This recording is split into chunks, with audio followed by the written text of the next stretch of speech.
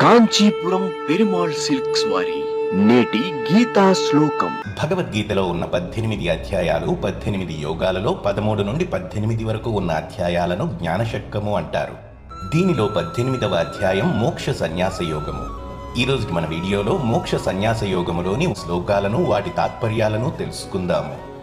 నిత్య సనాతనమైన సూత్రములను మరియు శాశ్వత సత్యమును గూర్చిన వివరణను చూద్దాము. అర్జున ఉవాచ సన్యాసస్య మహాబాహో తత్వమిచ్ఛామి వేదితుం త్యాగస్య చ హృషీకేశ పృథక్కేసి నిషూదన. అర్జునుడు ఇలా అంటున్నాడు: ఓ మహాబాహువులు గల కృష్ణ, సన్యాసము కర్మలను త్యజించటము, త్యాగము మరియు కర్మఫలములను భోగించాలనే కోరికను త్యజించటము యొక్క స్వభావాన్ని తెలుసుకోగోరుతున్నాను. ఓ హృషీకేశ, వాటి మధ్య భేదమును కూడా తెలుసుకోవాలని కోరిక ఉన్నది ఓ కేసి నిషూదన.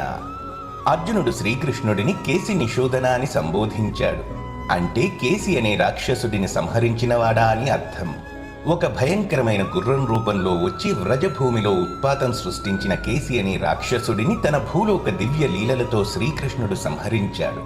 సంశయం అనేది కూడా మనస్సులో ఉరకలు వేస్తూ భక్తి అనే తోటను నాశనం చేసే ఒక అడవి గుర్రము వంటిది. ఏ విధంగా అయితే కేసి అనే రాక్షసుడిని సంహరించావో, దయచేసి నా మనస్సులో ఉన్న సంశయమును కూడా హరించివేయమని అర్జునుడు అడుగుతున్నాడు. అతని ప్రశ్న చాలా నిశితమైనది మరియు తీక్షణమైనది. అతను సన్యాసము యొక్క స్వభావమును తెలుసుకోగోరుతున్నాడు. అంటే కర్మలను త్యజించడం అనే దానిని గురించన్నమాట. ఆయన త్యాగము యొక్క స్వభావాన్ని కూడా తెలుసుకోగోరుతున్నాడు. అంటే కర్మఫలములను భోగించాలనే కోరికను వదిలివేయడం అన్నమాట. అంతేగాక పృథక్ అన్న పదాన్ని కూడా వాడుతున్నాడు. అంటే భేదము, తేడా అని అర్థం. అర్జునుడు ఈ 2 పదముల అర్థం యొక్క తేడాను కూడా తెలుసుకోగోరుతున్నాడు. అర్జునుడు శ్రీకృష్ణుడిని హృషీకేశ అని కూడా సంబోధిస్తున్నాడు. అంటే ఇంద్రియములకు అధిపతి అని అర్థం. అర్జునుడి లక్ష్యం అత్యున్నత విజయం సాధించడమే. అదే మనో ఇంద్రియములను నియంత్రణలోనికి తెచ్చుకోవడం. ఈ విజయమే పరిపూర్ణ శాంతిని ప్రసాదించగలుగుతుంది. సర్వోన్నత భగవానుడైన శ్రీకృష్ణ పరమాత్మ ఇంద్రియములకు అధిపతిగా తానే ఆ పరిపూర్ణ సిద్ధికి ఉదాహరణ. ఈ విషయం ఇంతకు పూర్వం అధ్యాయాలలో కూడా వివరించబడింది.